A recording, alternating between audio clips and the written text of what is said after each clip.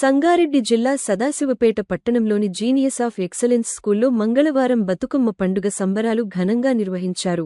ఈ కార్యక్రమంలో municipal commissioner Uma ముఖ్య అతిథిగా హాజరై విద్యార్థులతో కోలాటాలు ఆడారు. ఈ సందర్భంగా మాట్లాడుతూ బతుకమ్మ పండుగ గొప్పదనం గురించి విద్యార్థులకు వివరించారు.